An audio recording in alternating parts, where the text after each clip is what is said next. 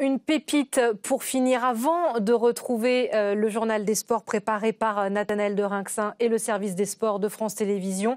De la politique en photo. À 1 an de la présidentielle américaine, des photographes américains livrent leur regard sur leur pays, alors que le plus célèbre d'entre eux, Robert Frank, qui a immortalisé une certaine Amérique, vient de nous quitter. Mathieu Birben et Sophie Gauthier sont allés à leur rencontre à l'occasion d'une des grandes rencontres internationales de photographie, Paris Photo. Ils ont traversé l'Amérique pour en capturer ses failles, ses contradictions, mais aussi ses rêves. Plusieurs photographes américains vont nous raconter aujourd'hui leur pays. À 1 an de l'élection présidentielle, quel bilan tirent-ils du mandat de Donald Trump? Sont-ils inquiets pour la suite? Ils vont tout nous dire. Quand vous avez entamé cette série American Prospect dans les années 70, qu'est-ce que vous souhaitiez montrer? Je voulais montrer que sous cette surface scintillante, quelque chose n'allait pas. Ici, vous avez ce qui pourrait être la classe moyenne parfaite. Vous avez le rêve de la vie en banlieue. Là, c'est la classe moyenne américaine. Et là, vous pouvez voir cet homme qui livre le courrier dans ce village.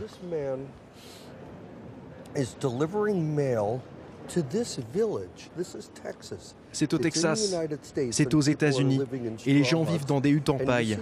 Et vous voyez bien que c'est un postier américain. Il livre du courrier officiel. Les gens vivent ici, ils travaillent comme des immigrés dans des fermes. C'est totalement d'actualité sous l'ère de Trump, car il veut à tout prix empêcher que ceux qui viennent de Mexico travaillent ici. Direction maintenant la côte ouest des États-Unis, en Californie plus précisément, l'un des États les plus inégalitaires, mais aussi les plus progressistes du pays. C'est là que Jim Goldberg a suivi les enfants de la rue pour sa série Raised by Wolves, élevé par les loups. Cette veste était celle de Twiki Dave. Twiki Dave était un de mes bons amis et le personnage principal de ma série, élevé par les loups.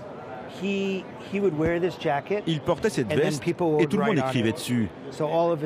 Tous ses amis, les gens dans la rue, comme des graffitis, mais aussi comme un livre d'or de fin d'année. Il y a 2 ou 3 ans, Kanye West l'a copié. Mais il ne pouvait pas voir le devant de la veste. Donc il a copié le dos. Et Kanye West l'a porté à un défilé de mode. Pas la mienne, non. Sa fausse veste à lui. Qu'est-ce que vous avez ressenti en voyant la veste d'un jeune sans-abri sur une superstar de la pop? Dave aurait adoré que Kanye West porte sa veste. Mais ce qu'il aurait détesté, c'est la déconnexion entre le fait d'en avoir fait un objet de mode et ce qu'il représente en réalité. La vie à la rue aux États-Unis. Là, c'est Dave qui porte la veste. Dave et son ami Cookie Johnson.